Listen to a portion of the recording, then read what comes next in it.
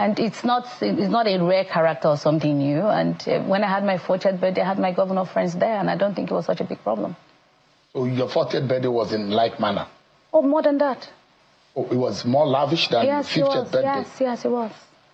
Yes, it was. So it wasn't because you have a personal relationship with Sanwo-Olu? Not at all. From the day that I turned 40, I started to plan for my 50th birthday. Because I knew I was going to live up to 50. So I already started planning for my was just one of the attendees. Oh, yes. Of that birthday party. Well, it happened to be around the shows where it happened. And I was so even busy to know who was there and who wasn't there, because it was all about me. So you don't have no string attached? You're just a friend with Sanwo-Olu?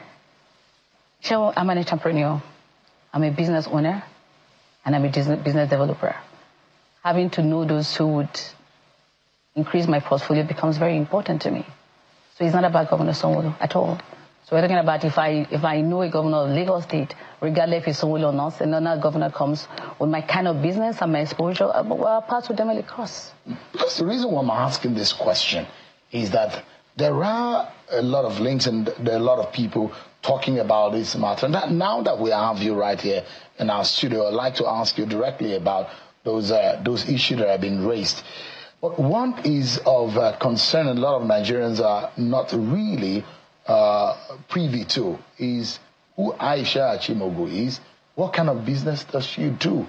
And I see that the name of one of your companies, Fela Concept Limited, resonates. Yes.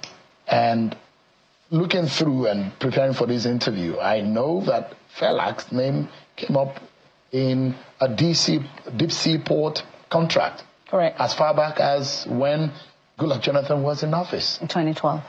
So you've been in business before then? Decades before then. I started business in 2001. That's when you've been in business? Correct. You're from a wealthy home? By the grace of God, a decent family. Your late husband was the MD of PPMC. PPMC. Mm-hmm. Is that how you got into oil and gas? Not at all, because I met him in the course of work. I actually met him, doing business in NNPC. So you've been in the oil and gas business before you married your husband? Very correct. So where would we say this morning that you're a woman of means, isn't it? Very. You have a lot of money. I'm comfortable. I don't have a lot of money. But I work. I'm not working to have a lot of money. I'm working to make impact and sustainability. I'm working for purpose. So your money is not from your friends, like one of your friends like Sanwo-Olu? Not at all. Not at all.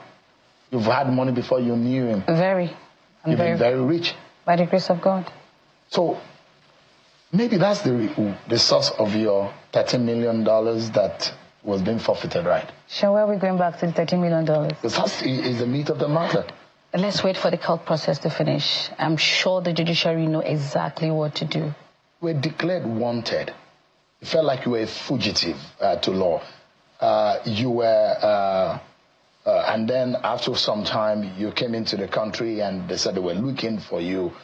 And it's as though you've been tagged as a criminal.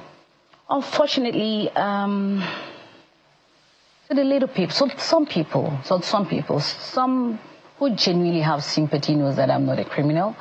And again, I don't want to sit here to blame any authority, because they probably did what they did in their right. And I also did some security consultations on what could have led to it. I was invited officially for some invitation to come to the commission, and I wasn't in the country when I got that invitation. And my lawyers actually wrote to say I wasn't absent, and I'll be back at the end of the month.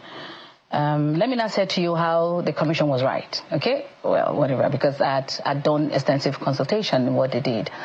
And so I came into the country after the letter has been written to them that I'll be back at the end of the month. I had an emergency to come in for 2 days, and I went back. So I think that that triggered, the assumption that I was ignoring the invitation. Me coming into the country and going back. But I was thinking in my head, being not an investigator or a security personnel, to say that my request date would stand and I would show up.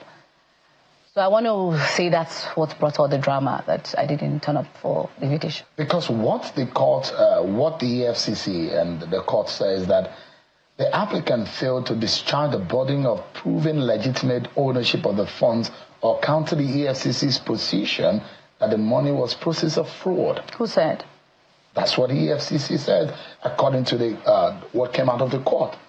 Why are you unable to prove that that money is not a proceed of fraud? Again, Cheryl, after the court process, I would come here to explain all that. Your company claimed that that $13 million constituted gift received by Ocean Gate through your personal self coming from you, and that you did not appear before the court to justify why the funds should be forfeited. I will only address me as a person, not appearing in court. Like I said, the order does not require me to appear in court, but my lawyers are meant to come and defend, whatever it is. I wasn't meant to appear physically in court because it was not a trial for me. It was an order. It was said that those money came directly from you as gifts into Ocean Gate. So again, the matter is in court. We would address it after the entire legal process. The judge also said that Ocean Gate did not demonstrate any business activity that could have generated that sum of money, nor did it provide evidence of payments from customers. So this money came from your own personal account to Ocean Gate, is that right? So I'm not going to address $30 million sitting here because it's in court. But did the money come from you to Ocean Gate? I will not address it. Is that a legitimate fund, actually? I will not address it, but it's legitimate. And it's not a proceed of fraud? Not that I know of. Or you cannot say? Not that I know of. Did you at some point try to fund any campaign? I'm not a politician. I only fund charity organizations. So you own a charity organization? Yes, that's the only way I put my money. And please confirm to me if this is correct. Your company owns a deep offshore PPL 302 and shallow water PPL 3007. Is that right? We won those. And you still own them? We won those. Do you still have them? We won them. So I looked at the timeline. Yeah. The step payment that was made, the $13 million US, at a certain 28th of, is it March or February now? And you were declared wanted on that same day, and your house was raided on that same day. Is that right? Probably it was coincidence. So you paid the money on that day, you were declared wanted on that day, and your house was raided on that day. Maybe coincidence. Everything had to happen together. 28th of March becomes a very special day for my family. Mm. Mm-hmm. What happened that day? Is that a special day? What happened at the raid? Can you tell us? What was the experience? I don't want to think about it. I don't want to talk about it. We'll take a break, everyone. But when we return, more questions from Ms. Aisha Achimogu about these controversies and more.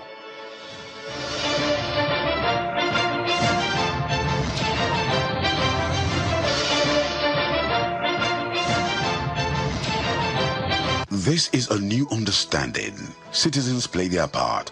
Government delivers on its promises. Tax is no longer just about compliance. It's the new partnership for a greater Nigeria. The new Nigeria Revenue Service stands not as a tax collector, but as a trusted custodian of what we built together. It's a new deal for a better Nigeria. A greater Nigeria built by us, funded by us. Message brought to you by Nigeria Revenue Service, NRS.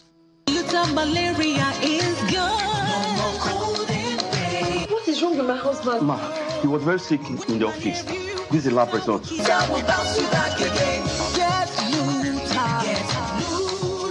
Thank you, Luther. With Luther, malaria is in big trouble. Luther contains artemether and lumefantrine, and it is used to treat malaria. Luther is another quality product from Ovid and marketed by Pharmatex Nigeria Limited. If it is valuable, you protect it. Your money, your home, your reputation. In the same way, your personal information is valuable. When not protected, it can be misused, leading to fraud, identity theft, and lasting harm. If you experience a data privacy breach or misuse of your personal information, report immediately to the Nigeria Data Protection Commission, NDPC, via info@ndpc.gov.ng. Every organization that collects and processes data are known as data controllers and data processors. services and required to comply with the provisions of the Nigeria Data Protection Act 2023, which include registration and renewal with the NDPC. Kindly note that the NDP Act compliance audit for year 2025 is ongoing. Ensure compliance to avoid sanctions, fines, and operational disruptions. Visit services.ndpc.gov.ng. This announcement is from the NDPC, Nigeria Data Protection Commission, championing privacy rights. Across Nigeria, a quiet transformation is happening in cities, in communities, in the lives of everyday people. I got to know from a friend of mine when I was trying to see how I can get a house. The dream was never the problem. Finding a simple path was. MRIF solved two key issues for us, affordability and accessibility. With over 100 billion naira already dispersed, thousands of Nigerians are stepping into homes they once only imagined. The whole process took about 6 weeks. Through accessible financing and trusted support, MRIF is removing barriers and opening doors, making home ownership simpler, closer, and real. MRIF is real and accessible with flexible repayment structures of up to 20 years. You can have a dream and it will come true. MRIF, your path to home ownership. Across Nigeria, young people are discovering something powerful. They feel it's just side gig, like side hustle. But gig for someone like me is real life work. Their skills can travel the world. And through the Gateway program, women, persons with disabilities, and displaced youths are gaining access to new opportunities in the global digital economy. People are getting access to jobs that they may not otherwise get had they been looking only at the local economy. Participants can specialize in tracks like graphic design, digital marketing, UI/UX design, and video production and editing. The Growth Pathway enables skilled creatives to strengthen their portfolios and access global gig work. The Foundation's Pathway supports beginners, build core technical skills, and secure their first gig. Visit gateway.cchub.africa. It's free. My baba, they always say, for market, every day get your own wahala. Sometimes people go on scam you. But Baba say, no be by gra. You must cool down, dey sharp. Because with OPay payment, your money go enter sharp, no story.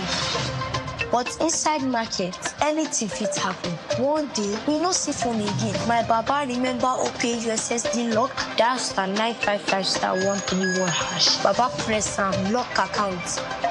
From market woman to driver, from small boy to big man. Now OPay, they protect people like us. My baba fit sell, press phone, collect POS, and still they teach me price. And when they don't tire, go just tap OPay night guard. We no fear for this our hustle life. Now OPay be the people payment shield.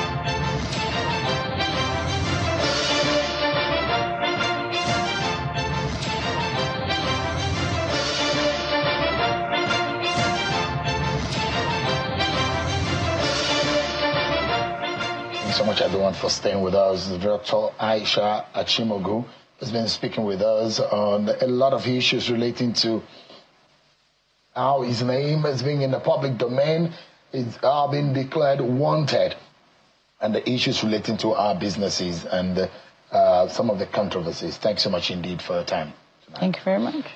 Give us an idea about campaign financing controversy also, which came up shortly after your 50th birthday and the 2023 elections. What exactly is that linkage? I'm not aware. You're not aware? There's some funds linked to you going to some politician? I'm not aware. You don't fund up politicians? I'm not a politician, and we don't have any in my family. There are insinuations that funds tied to political campaigns may have been diverted or mismanaged. Can you categorically deny or confirm any involvement in campaign financing irregularities? Who said? There's a story out there. So I'm very sure that you must have... Then it's not authentic. Your name is being in the public domain for quite a while now. Because they like and a lot of things are happening. Because they like my pretty face.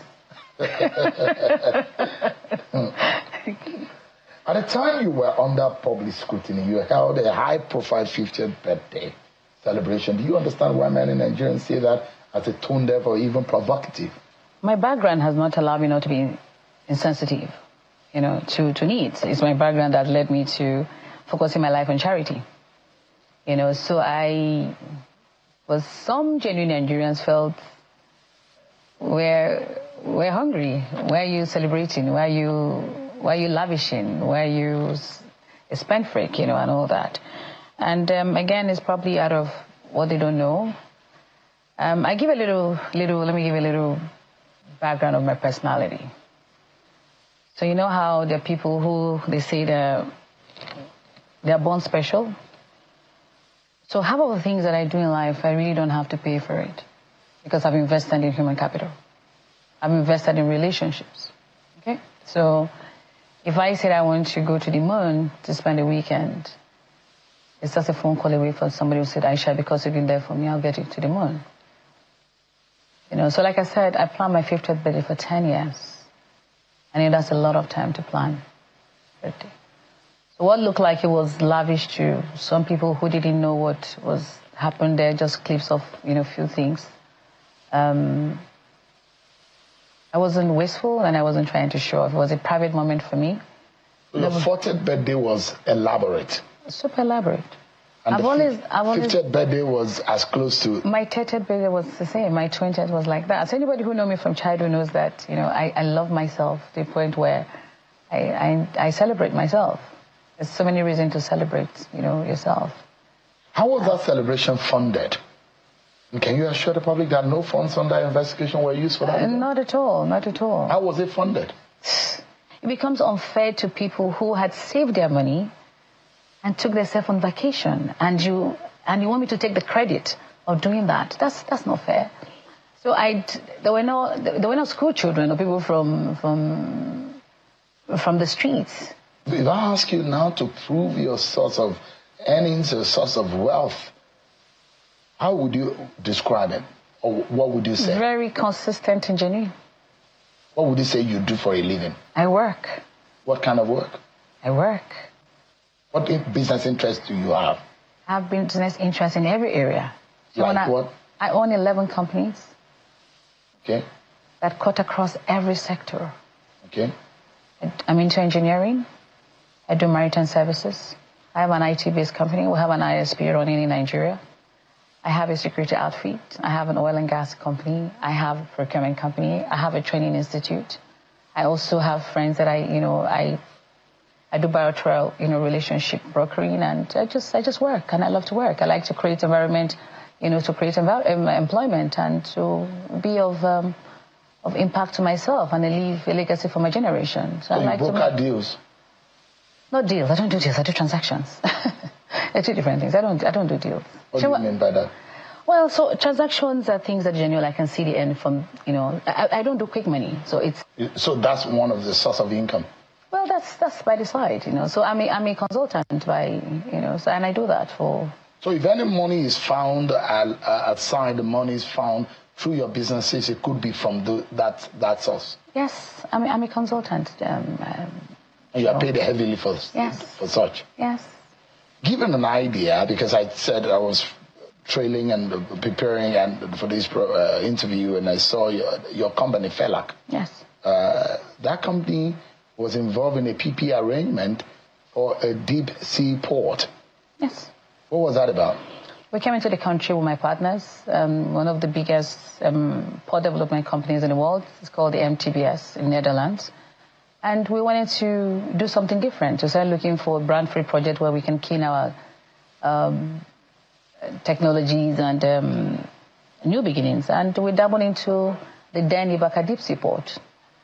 We deliberated on the opportunity, and I wrote an expression of interest to the then Minister of Transport.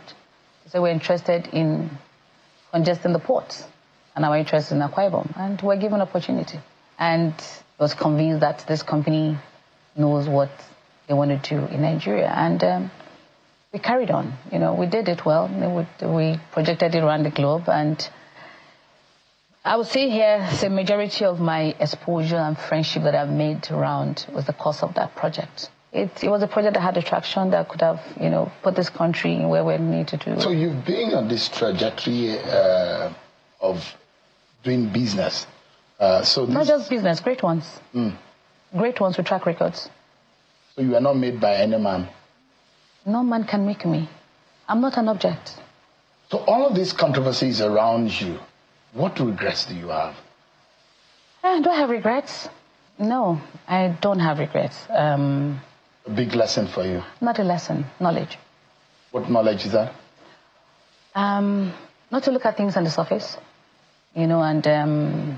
Be more careful? Not careful. There's nothing to be careful about. I'm not found wanting. Do you think anybody is behind your deal?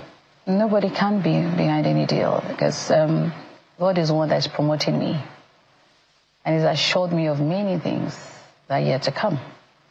I'm not one who think that anything that happened, it's someone. You're not turning between political I'm not a politician. I've never been, so I'm not turning. I mean, maybe you're just a victim of a political game that you are not aware of. I've not been told that. Or do you think that this may be the... Not at all. I don't think so. What I don't do, I'm not negative at all. I don't think of anything that is negative around me. Would you look at Nigerians in the eye tonight and tell, I mean, what would you make them believe about your financial conduct? Would you say that your business dealings has been with full integrity? I'm not here to prove myself, you know. My character speaks. So I won't say, you know, anybody is outside. Yeah, the world is full of competition, you know, and the industry that I'm trading is an industry full of men. So, and there's nothing you want to clear about your personal, emotional relationships with anybody? Not at all. No misconceptions? Not at all. Not at all. What would you say as your final word tonight about this matter? Obviously, there are some issues in court. Maybe there are those who think that you may have stepped on toes, and maybe the powers that be are behind your ordeal. Have you offended the powers that be? Sean, before now, have you met me before? Maybe publicly at a distance. Fantastic. Not at a close range. Okay. So I don't step on toes. I don't. The only thing I give is love, and everybody knows that. My ever smiling Aisha. So I don't, and I don't. I'm not. I stay within my boundary. So the only offense I can actually apply in life is being very aggressive with my business life, and very deliberate about being prosperous. I'm deliberate about it. I'm deliberate about building entities. I'm deliberate about being the most and foremost renowned, you know, private company in Nigeria and Africa. I'm deliberate about, you know, creating relationships that would outlive me and my children. You know, I'm deliberate about, you know, making homes. I'm deliberate about, you know, creating industries. So those are my focus. So I don't see any other thing about myself. Did you offend the president? How can? That's our father. Never. No, that's our father. How can? The president will love people like me who are very creative. So he's not behind your problem? No, he will support me. It's not. So what would be your final word on this? Well, my final word indeed is to you and the industry that you're in, the media, that we should help build our own. There must be some scrutiny, around how the media, especially in Nigeria, projects things that are not clear. People should stop creating stories, making it their own and interpreting it and making others believe in those creativity. Dr. Aisha Achimogu, Group Managing Director and Chief Executive Officer of PHILAC Concept Group. Thank you so much indeed for coming on to clear a few of these issues. Thank you so much. I appreciate it. God bless you. That's our conversation with Aisha Achimogu. Well, let's flip the page now and talk more about electoral law and Nigerian election, where fresh controversy is erupted over the Electoral Act after former INEC President Electoral Commissioner Mr. Mike Igini warned that certain provisions could compromise the credibility of the 2027 general elections. At the center of the debate is Section 63 on ballot verification, with concerns over whether ballots lacking official marks may still be counted under certain conditions. Well, fact checks suggest that provision is not new and was already contained in the 2022 law. So is this a genuine loophole, a misunderstanding of the statute, or a deeper warning about election management? Joining me now on the program is Chairman of the House of Representatives Committee on Electoral Matters, Honorable Bayo Balogun. Honorable, thanks so much indeed for your time tonight. Yeah. Why does it feel, and there are notions and narrative out there, there are discrepancies within the electoral law? Opposition figures are already asking that there should be fundamental reforms and reshaping of the law to be able to meet a certain standard and threshold of fairness, equity, and reasonability of the conduct of the 2027 elections. Well, Shemun, thanks once again. You see, sometimes when you are dealing with the opposition, yes, they have reasons to say whatever they are saying. But when people who you're supposed to know better comes out for whatever reason and they decide to make a mess out of a system that they actually even belong to sometimes ago, I find it not too good for our system, and for someone like Mr. Mike Igini, and when he was in the system, he was such a vocal person, and I don't see reason why at this stage he would decide to misinform Nigerians. The Section 63 that we were talking about was the case that happened in Kano, when the election was taken to court because some ballot paper were not stamped. The official mark they're talking about here is the stamping and signing by the presiding officer. So, and I think this provision was in the Electoral Act to ensure that people do not bring ballot paper from outside the provision of the unit. But with what we have now, I don't even think that provision should even be there at all again, because ballot paper are now personalized to the unit. So because the essence of you signing and stamping is to say that, okay, this ballot paper is for this place. So if another one is saying that I was not signed in the ballot box, they should know that it was imported from somewhere else. But if you now said, let me just read that for you. Subject to the to subsection 2, a ballot paper which does not bear official mark prescribed by the Commission shall not be counted. And that was what happened in Kano. But it was because of this subsection 2 that the case was dismissed at the end of the day. Honorable, because let's go straight to that Section 3. Okay. And I'd like a full screen to be maintained right there. Why should any ballot paper without INEC's official security mark ever be considered for counting at all? Doesn't that create room for infiltration? That is forgery and post-voting manipulation. What they mean by that official mark is the stamp and signing by the presiding officer at the back of the ballot paper. Because the ballot paper are not personalized, you cannot bring a new ballot paper that does not belong to that unit now. Before, it used to be the same thing. So what differentiates it then was the signing and the stamping. But now, each unit has a serial number. only for that unit. So on that end, okay, look at this other subsection 2, and it says the law used the phrase where the returning officer is satisfied.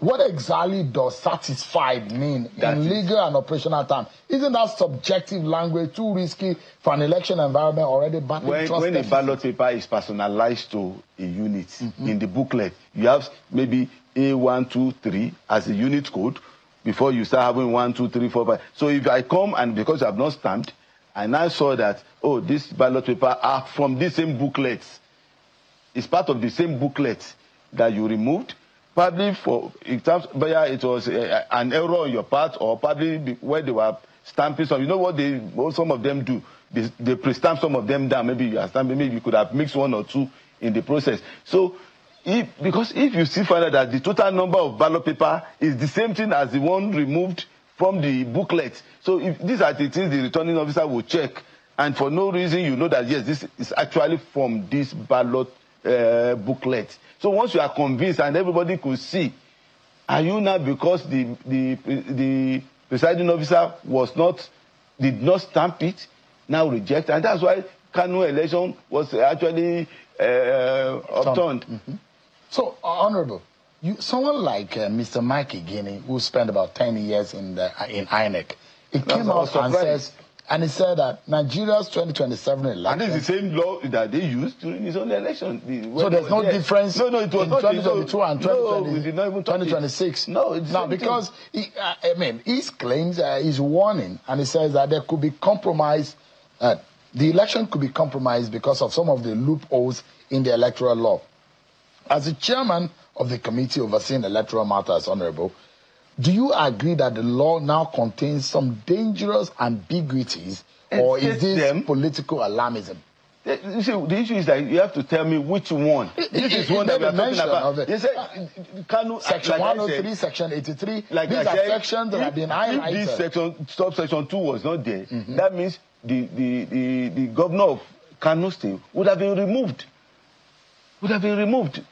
Because by the time they counted the number of the ballot paper that were not stamped, the difference was enough to remove him from office. But because of this subsection 2, he said, since the presiding officer, the returning officer saw them that they were part of the booklet from those units.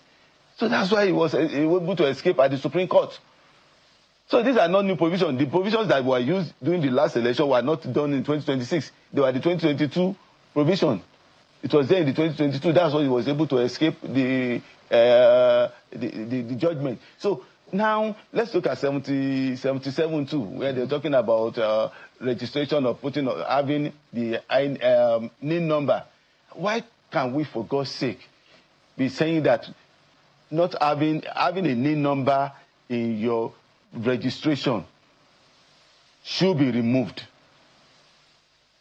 We are talking about insecurity. The NIN number is the only social security number that we have to prove that you are a Nigerian. In fact, we wanted to put it in the voters registration. But because of the coverage, we saw that when we look at the coverage of the NIN, we felt that so many people might be disenfranchised. But to talk about people who want to contest election, you must prove to me that you are a Nigerian first before you can say you want to contest election. To be a party member means that at least you must be a Nigerian, because to be a registered member of a party, you can contest an election. And if you don't feel responsible enough to go and register your NIN, and then you are now putting that on us that we shouldn't have put that in the provision. Can you contest in America? Can you even be an American without your social security number?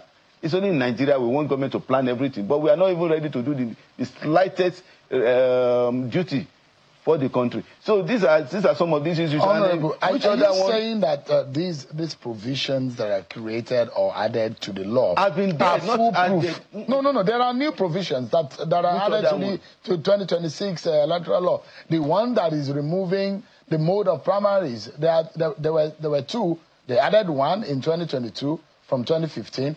They now removed another one, making it two. And there are other provisions that opposition figures have said these are limiting.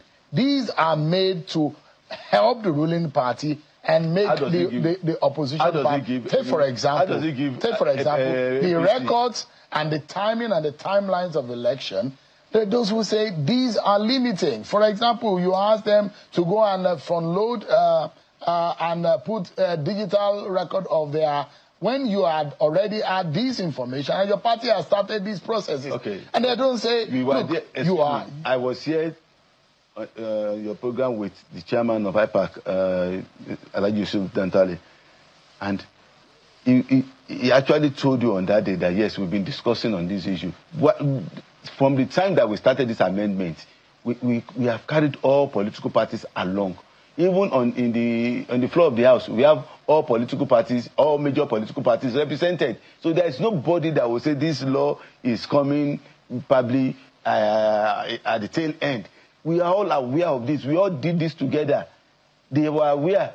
And I think about November, October or so, I called him and I said, can you send this information to all the party chairmen that we are going to do this digital registration? The day we passed the House of Rep version, I sent the message to him and he acknowledged it. I said, look, do us a favor, send this information to all the national chairmen of the parties, since we are the umbrella body of the political parties. And he said he was going to do it.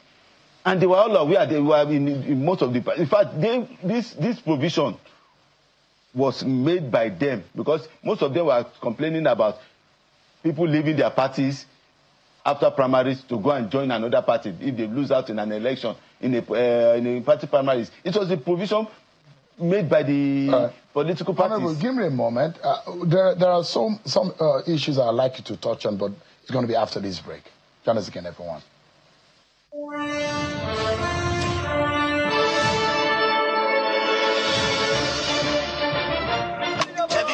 up in the morning feeling brand new. Sunshine on the rhythm, I'm calling on you. No dry skin allowed in the party tonight. Just smooth vibrations, we're feeling alright. Viva, glow baby glow. Viva, let the moisture flow from your head to your toes, see the magic show. Viva lotion, the rhythm of your skin. Viva, glow baby glow. Viva, let the moisture flow from your head to your toes, see the magic show. Viva lotion, the rhythm of your skin.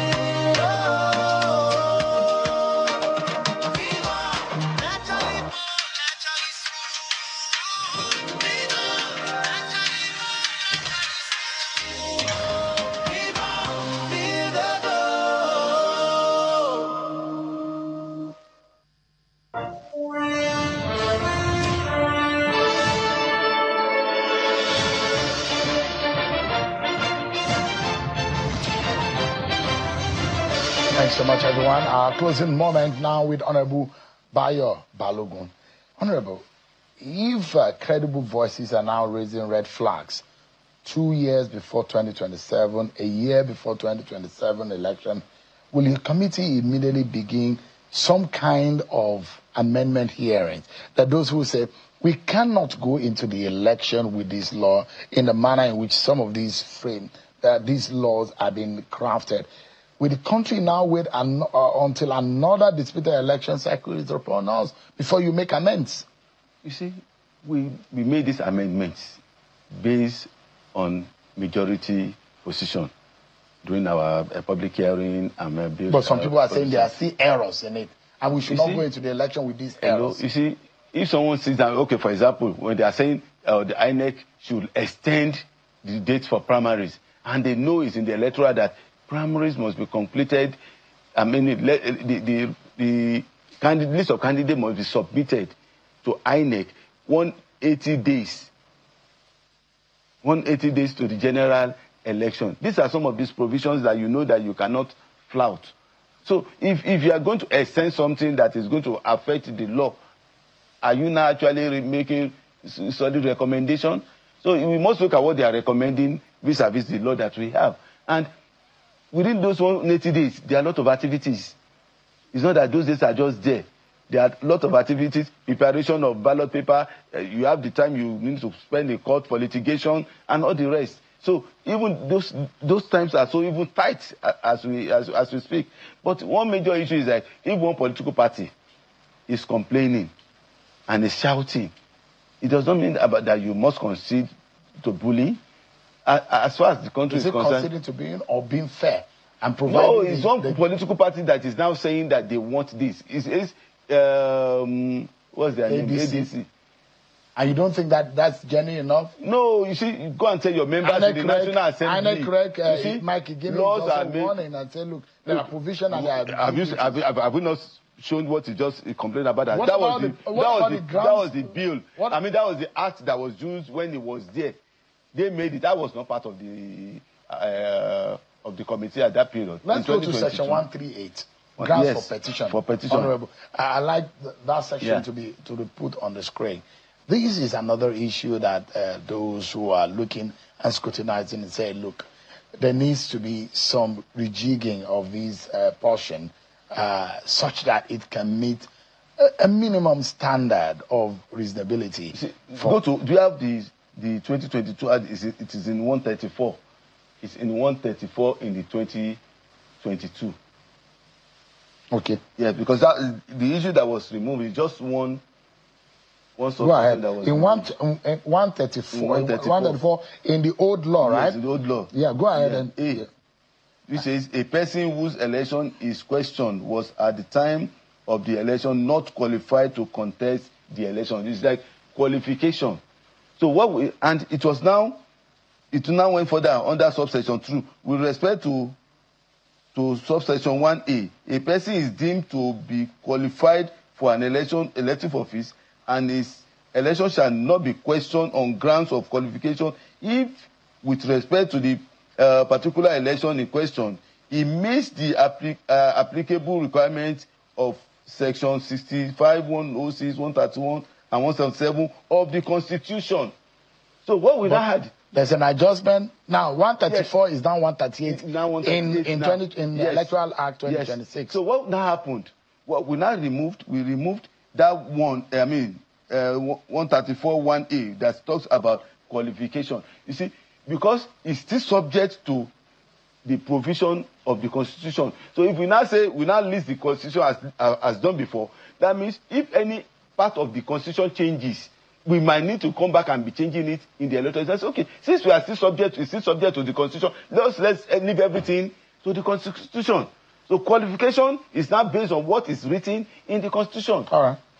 So that's what just happened. All right. Instead of listing it, remove it, let it be purely as stated in the Constitution. Honorable and the solution is... So you are not amending the law before the election?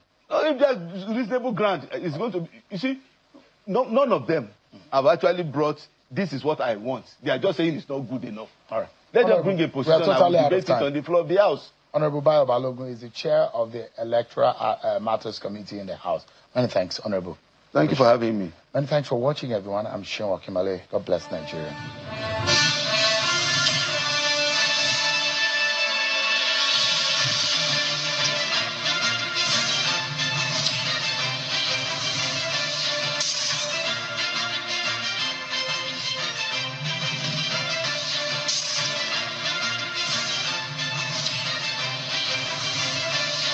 Malaria is gone. No more cold and pain. What is wrong with my husband? Ma, he was very sick in the office. This is the lab result. Now we bounce you back again. Get Luther.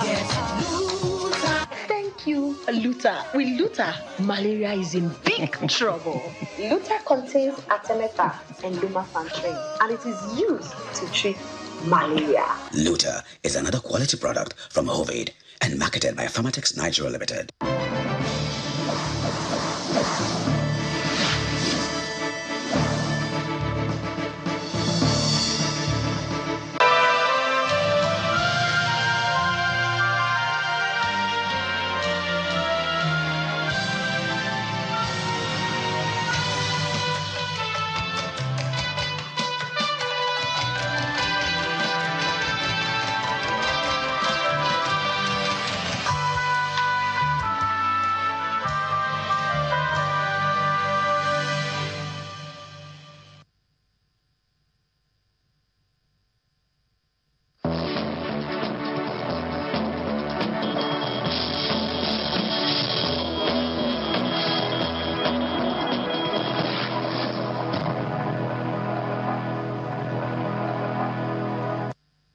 Good evening and welcome to News Track on Channels Television. I'm Anne Nwawado. These are our top stories this hour.